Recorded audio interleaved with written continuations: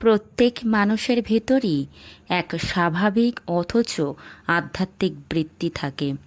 সেই চিত্তবৃত্তির প্রকাশ যদি তুমি করিতে পারো, তবে যে কাজ করিবে সে কাজই গৌরবমণ্ডিত হইবে।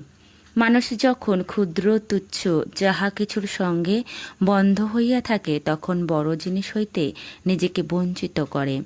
যাহারা সেই দিব্য সত্যের মধ্যে নিজের জীবনকে ডুবাইতে পারে, তাহারাই অমর জীবন লাভ করে, তাহারাই আরও জীবন্ত প্রাণবন্ত হয়।